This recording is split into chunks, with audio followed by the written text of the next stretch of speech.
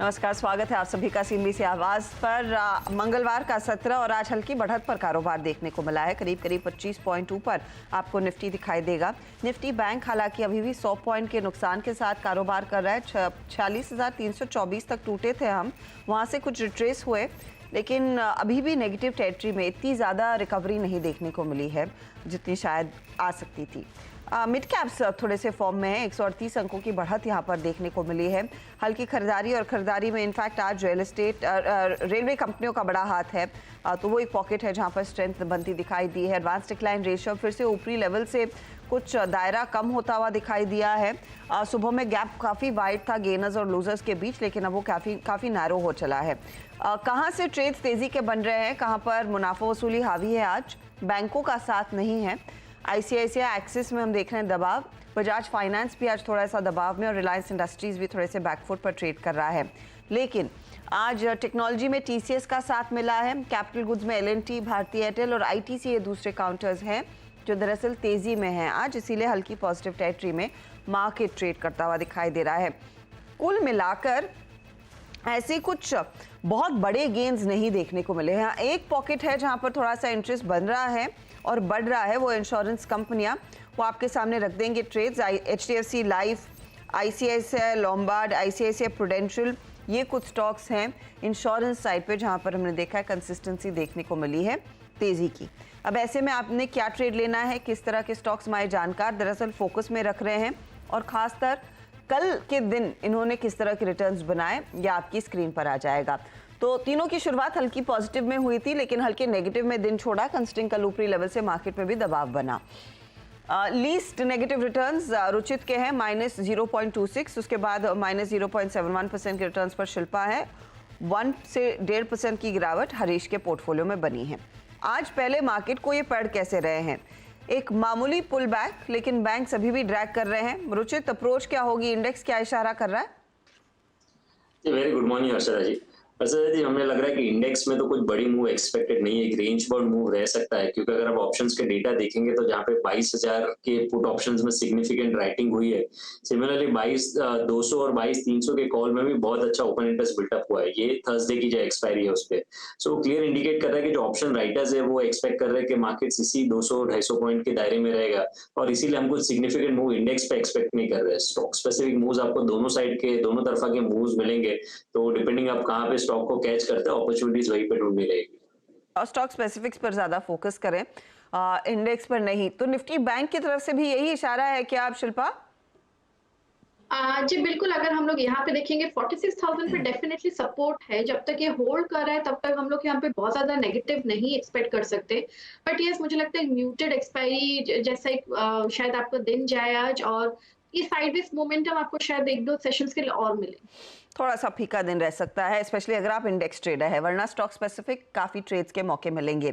अब ट्रेड्स लेना शुरू करेंगे, लेकिन पहले हमारे 2 ट्रेड्स आपको आइडेंटिफाई जो हमारे जानकारों ने करके दिए थे वो दिखा देते हैं, जो टॉप ट्रेडेड काउंटर्स हैं। शिल्पा ने कल एलआईसी हाउसिंग फाइनेंस में करीब 1% तक के रिटर्न बनाए, लेकिन अभी अभी मैं जिक्र कर रही थी इंश्योरेंस कंपनियों का, उसी पर दाव खेला था कल दरअसल रुचित ने, वहां पर इनके 3% तक के रिटर्न्स बनते दिखाई दिए हैं।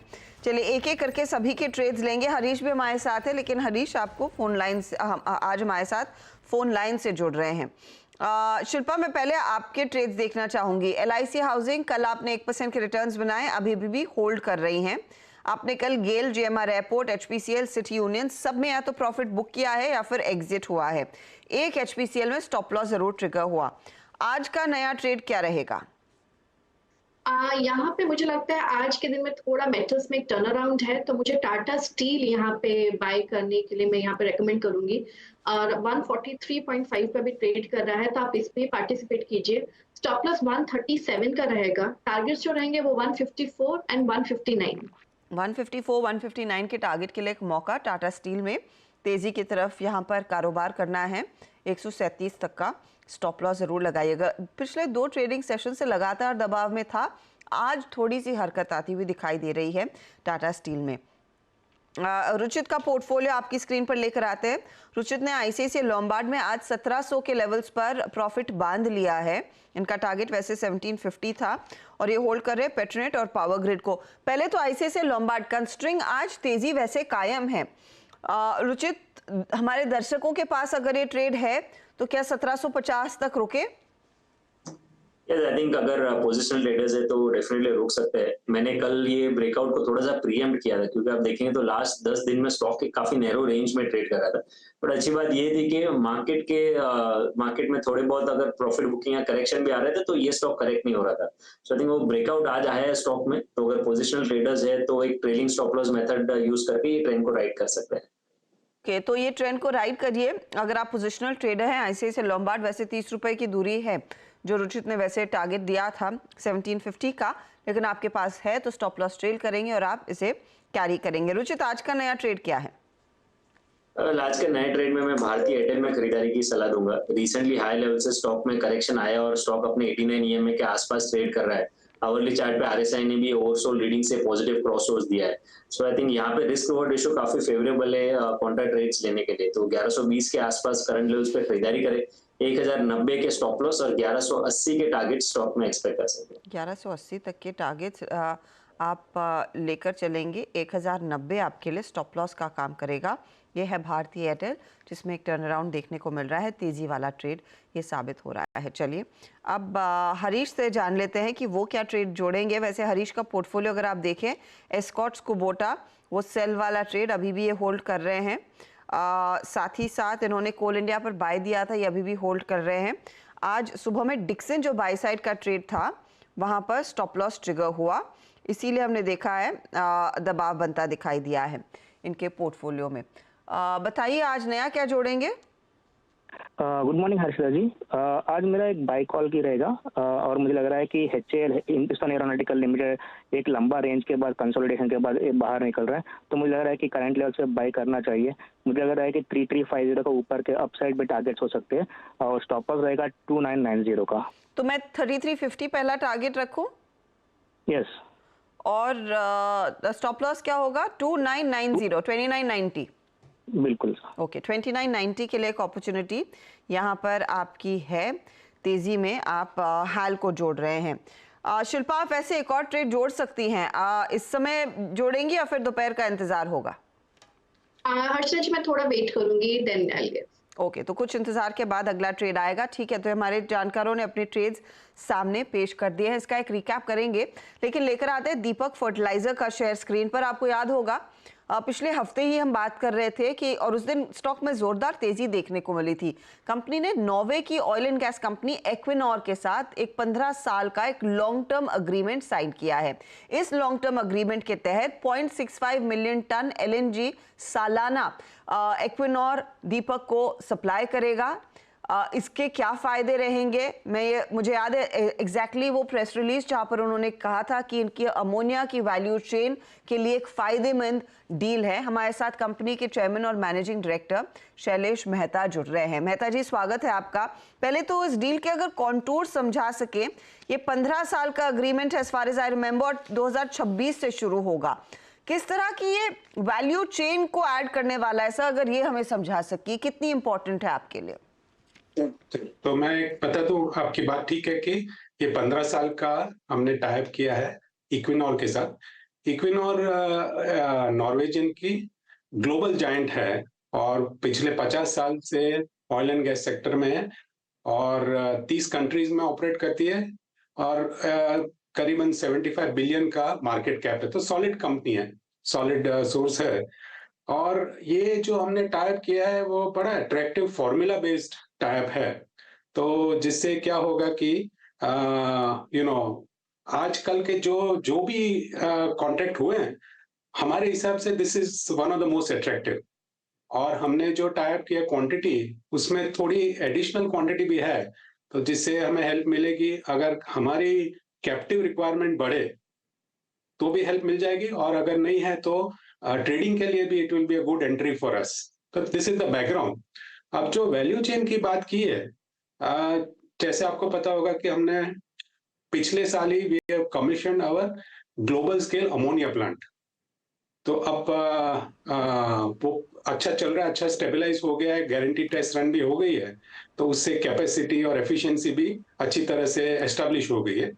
तो अब ये LNG contract will give us a whole value chain, LNG से अमोनिया अमोनिया से बिल्डिंग ब्लॉक नाइट्रिक एसिड, और नाइट्रिक एसिड से फिर fertiliser business, mining chemical business और इंडस्ट्रियल केमिकल बिजनेस। Okay. तो पूरी की पूरी वैल्यू चेन स्टेबलाइज हो जाएगी, वॉलेटिलिटी कम हो जाएगी, और ये वैल्यू चेन से मार्जिन्स भी अच्छे रहेंगे, क्योंकि जो पहले देखने में आया था कि अमोनिया में वॉलेटिलिटी जो रहती है वो अब पूरी की पूरी we will be having in our group, तो वो अच्छा रहेगा as a solid value chain basis. Okay, Mehta साहब, मैं आपसे एक चीज पहले समझना चाह रही हूँ कि आपकी इस समय ये जो प्लांट आपने सेटअप किया है उसकी कैपेसिटी कितनी है, कितनी एलएनजी सालाना तौर पर आप इस्तेमाल करेंगे अमोनिया?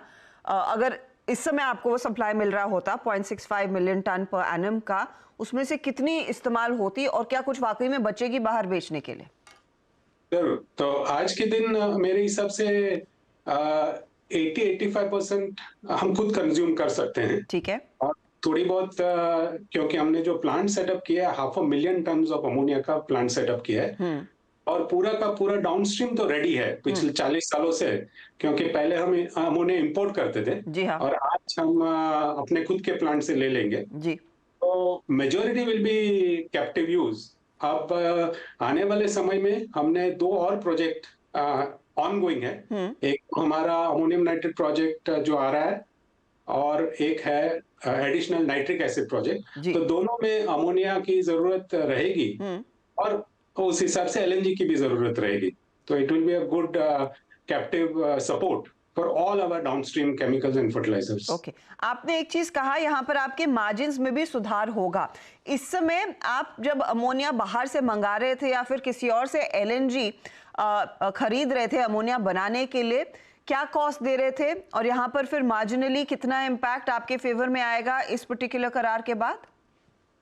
तो ये जो एलएनजी का कॉन्ट्रैक्ट है, it is going to kick in May 2026। तो थोड़ा अभी 1-2 साल की गैप है। Right. मगर वी आर एक्सपेक्टिंग कि it's a very good contract, attractive contract. तो आज के हिसाब से तो फायदा रहेगा ही। पर ये क्या लंबा कॉन्ट्रैक्ट है, तो कंट्रीब्यूशन मार्जिन की बात करनी थोड़ी स्पेक्युलेटिव रहेगी। मगर एक आप देखते हैं कि अमोनिया के प्राइसेस करीबन $700, $800, $900 तक भी पहुंच गए थे। जी हाँ। तो ये जो वॉलेटिलिटी हमें इम्पैक्ट कर रही थी, आज that will be part of our group. तो एलएनजी से लेके अमोनिया में जो भी वॉलेटिलिटी रहेगी, वो we will be able to protect ourselves from that, and that margin accretion will be for the group. Okay, और ये सारा अमोनिया आप अपने प्रोडक्ट जो आगे बनते हैं उसके लिए इस्तेमाल करेंगे या फिर you are free to sell that as well? क्या उसके लिए भी एक मार्केट है? अमोनिया की भी मार्केट अच्छी है, इंडस्ट्रियल अमोनिया की मार्केट भी काफी अच्छी है। मगर मेरे हिसाब से धीरे धीरे करके mostly we will consume it in house, downstream fertilisers, downstream industrial chemicals और डाउनस्ट्रीम माइनिंग केमिकल्स में। ओके, मैं उस रिलीज में एक और चीज पढ़ रही थी कि आप शायद फर्दर डिकार्बनाइजेशन के लिए भी कुछ अपॉर्चुनिटीज ढूंढेंगे, आगे कुछ और पेटकेम फीडस्टॉक्स रहेंगे। ये किस तरह के प्रोडक्ट्स आगे आ सकते हैं? क्या कोलैबोरेटिव अपॉर्चुनिटीज रहेगी इक्विनोर के लिए गोइंग फॉरवर्ड? तो हमारे करंटली जो अमोनिया प्लांट है, उसी से हमने कार्बन फुटप्रिंट काफी कम कर दिया है। जो पहले हम इंपोर्ट करते थे और ओशन लाइनर से कार्बन की बढ़ोतरी होती थी, जेएनपीटी से तलोजा लेके आते थे, वो भी ह्यूमन कंजम्पशन लेवल पे जो कार्बन की एडिशन होती थी, वो अभी सब कम हो जाएगी, बिकॉज अभी हमने प्लांट हमारे करंट कॉम्प्लेक्स के सामने ही लगा दिया है। जी हाँ। आने वाले दिनों में इक्विनोर, क्योंकि उनके पास काफी स्ट्रेंथ है, हम सोच रहे हैं कि जो अभी भी जो कार्बन निकलेगा, CO2 निकलेगा हमारे अमोनिया प्लांट से, तो उसकी कैसे हम अच्छी यूज कर सकें। तो धीरे धीरे करके from grey ammonia we will move to blue ammonia. Okay, और इक्विनोर के पास बहुत ही अच्छी कॉम्पिटेंसी है एनहेंस ऑयल रिकवरी के लिए। तो क्या है कि ONGC के वगैरह के जो ऑयल फील्ड्स है, जो उन्होंने सब जितना ऑयल निकल सकता है वो निकाल दिया है, फिर भी थोड़ा रह गया है, उसमें CO2 डाल के वो ऑयल रिकवर कर सकते हैं, एनहेंस ऑयल रिकवरी कहते हैं। तो ग्लोबली ये बड़ी अच्छी सिस्टम चलती है, क्योंकि एट लोएस्ट कॉस्ट दोनों को फायदा हो जाता है कि ऑयल भी मिल जाता है, और हमें जो CO2 यूज होगा उससे हम मूव करेंगे from green ammonia to from grey ammonia to blue ammonia. Okay, sir considering आप इस तरह के लॉन्ग टर्म कॉन्ट्रैक्ट में उतर रहे हैं, खुद का अमोनिया प्रोड्यूस करना चाह रहे हैं, you must be getting some feelers कि उतनी डिमांड है आपके प्रोडक्ट्स की जो आप बनाएंगे। Of course it's a chain of various chemical products including fertiliser. इससे मैं डिमांड एनवायरनमेंट की ताज़ा तस्वीर अगर हमें बता सकें, क्योंकि चाइना से बहुत छन के बहुत अलग अलग खबरें आती हैं। करंट एनवायरनमेंट क्या है भारत में डिमांड का, और इफ इट ऑल अगर आप एक्सपोर्ट कर रहे हैं तो उसका भी। हमारा क्या हुआ है कि तीनों जो प्रोडक्ट लाइन है बड़ी अच्छी तरह से इंडिया ग्रोथ स्टोरी से लिंक हो गई है। जैसे इंडिया ग्रो होगा तो इंडिया को पावर के लिए कोल चाहिए, ग्रोथ के लिए सीमेंट लाइमस्टोन चाहिए, रोड्स ब्रिजेस बनाने के लिए अलग अलग चीज चाहिए, मेटल्स मिनरल्स चाहिए। सबके लिए हमारे जो technical ammonium nitrate mining chemical की जो प्रोडक्ट लाइन है वो बड़ी अच्छी तरह से अलाइन हो गई। जैसे जैसे इंडिया ग्रो होगा we will be getting a positive tailwind. Same way fertiliser में अगर देखा जाए तो एज इंडिया के मिड इनकम ग्रुप ग्रो हो रही है तो movement is happening from basic grains to fruits and vegetables. तो हमारे जो स्पेशलाइज फर्टिलाइजर है वो सब हॉर्टिकल्चर के लिए बहुत ही अच्छे हैं और that is also very beautifully align with the India growth story. तो उससे क्या हो रहा है कि बड़ी अच्छी टेलविंड मिल रही है हमारे पूरे सब प्रोडक्ट लाइंस को सिंपल इंडिया ग्रोथ स्टोरी से ही।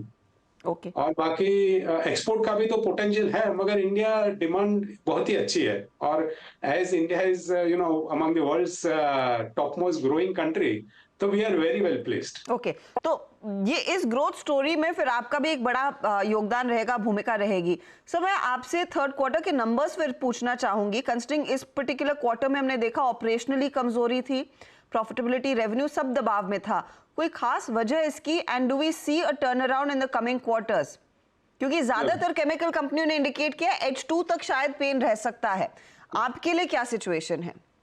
हाँ, तो हम जैसे देखते हैं कि क्या हुआ था कि ये क्वार्टर का कंपैरिजन हम कर रहे हैं पिछले साल से। जी हाँ। तो पिछले साल वाज आवर हिस्टोरिक बेस्ट।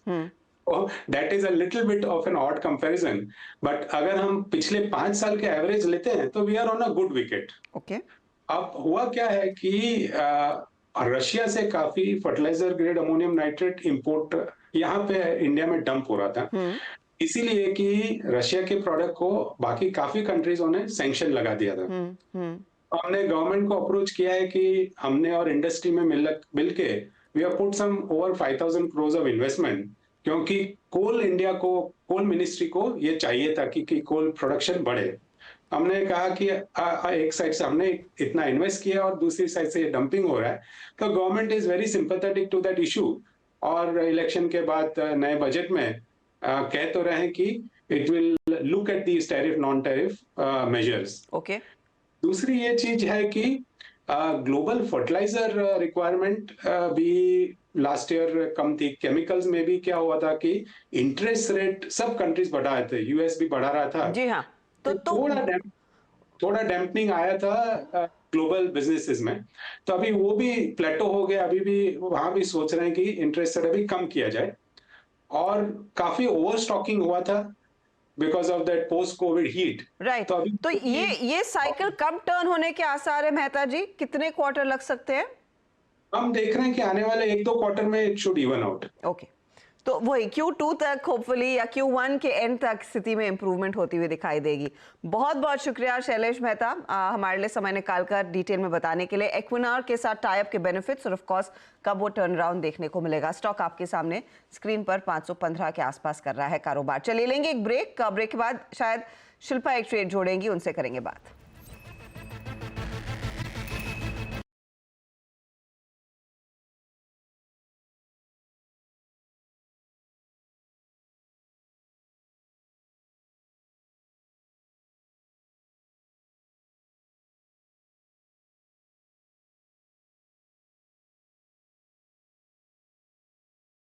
आप देख रहे हैं खिलाड़ी नंबर 1 और इस बीच शिल्पा ने एक ट्रेड आइडेंटिफाई किया। शिल्पा बताइए नया स्टॉक। जी मुझे टाटा कम्युनिकेशन अच्छा लग रहा है। टाटा कम्युनिकेशन 1910 के अराउंड आप बाय कीजिए। आप यहाँ पे 1830 का स्टॉप लॉस रखिए। मुझे अपसाइड टारगेट स्टिल 2100 यहाँ पे बहुत लाइकली अचीवेबल होते हुए दिखे हैं। 2100 का टारगेट रहेगा और आप कह रही हैं 1830 के आसपास का स्टॉप लॉस लगाना है। हरीश ने इस बीच कोल इंडिया से एग्जिट किया है। बताइए हरीश, किन लेवल्स पर एग्जिट कर रहे हो और नया क्या जोड़ रहे हैं?